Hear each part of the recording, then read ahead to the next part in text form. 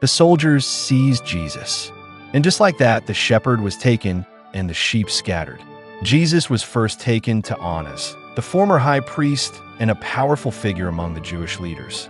Though Annas no longer held the official title, he still commanded great respect and influence.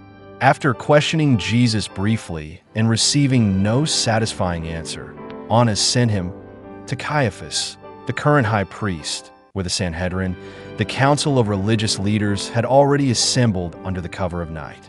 Inside Caiaphas' court, the tension was thick.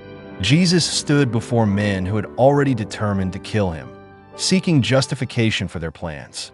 False witnesses came forward, eager to accuse him, but their testimonies were confused and did not agree. Some claimed he said he would destroy the temple and rebuild it in 3 days, twisting his words and intentions. Frustrated by the lack of solid evidence, Caiaphas stood and addressed Jesus directly. "Do you not answer? What is it these men are testifying against you?" Jesus remained silent. Then the high priest raised his voice and said, "I put you under oath by the living God. Tell us if you are the Christ, the Son of God." Jesus answered, calmly and clearly, "It is as you said, and you will see the Son of Man sitting at the right hand of power and coming on the clouds of heaven." In a fit of rage, Caiaphas tore his priestly garments and shouted, "He has spoken blasphemy. What further need do we have of witnesses?" The council agreed. Jesus was guilty and deserving of death. Then came the humiliation. Grown men, leaders, teachers of the law, spat in his face. Some struck him with their fists. Others slapped him and mocked. "Prophesy to us, Christ. Who hit you?" The Son of God, the pure and innocent Lamb, stood quietly as they abused him. Outside, in the courtyard, Peter sat by a fire trying to stay close, but unnoticed. 3 times people pointed him out. "You were with him," they said. And 3 times Peter denied it, swearing, "I do not know the man." Just as he spoke the 3rd denial, a rooster crowed. Peter remembered Jesus' words, "Before the rooster crows, you will deny me 3 times."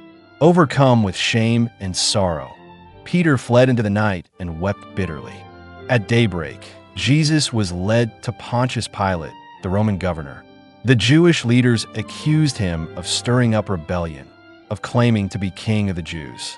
Pilate questioned Jesus privately, amazed by his quiet strength and the way he answered with dignity.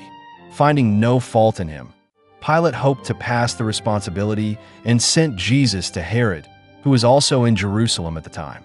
Herod had long wanted to see Jesus, hoping for a miracle, but Jesus said nothing. Frustrated, Herod and his soldiers mocked him, dressed him in a royal robe, and sent him back to Pilate. Pilate still found no guilt in him. He had Jesus brutally scourged, a whipping so severe that his flesh was torn. Then he brought Jesus before the crowd, thinking they might show mercy. According to custom, Pilate could release one prisoner for the Passover. He offered Jesus or Barabbas, a violent criminal. But the chief priests stirred up the crowd, and the people shouted, "Release Barabbas! What then shall I do with Jesus who is called Christ?" Pilate asked. The crowd cried out, "Crucify him!" "Why?" Pilate demanded. "What evil has he done?" But they shouted all the more, "Crucify him!" Pilate, seeing that a riot was starting, took water and washed his hands before them. "I am innocent of this man's blood," he said. "You see to it." And so Jesus was condemned. The soldiers took him into the governor's headquarters. They stripped him of his clothes, put a scarlet robe on him, and twisted together a crown of thorns, pressing it into his head.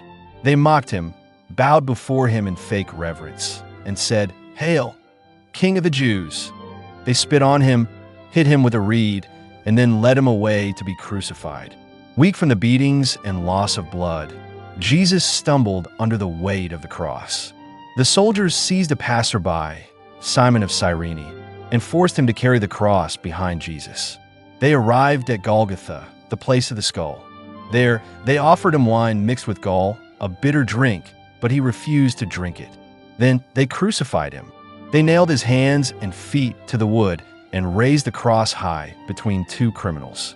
Above his head, They placed a sign written in 3 languages: Jesus of Nazareth, King of the Jews. The people passing by shouted insults. You said you would destroy the temple and rebuild it in 3 days. Save yourself. But he didn't curse them. Instead, he prayed, Father, forgive them, for they do not know what they are doing. From noon to 3 p.m., darkness covered the land. It was as if creation itself was grieving. Then Jesus cried out with a loud voice, It is finished, and he gave up his spirit. At that moment, the earth shook. The curtain in the temple tore from top to bottom. Graves broke open, and a Roman soldier declared, Truly, this was the Son of God. Jesus was taken down from the cross and laid in a tomb. It seemed all hope was lost, but this wasn't the end of the story. It was just the beginning. Tell us what you learned from this story. Like, comment, share, and subscribe.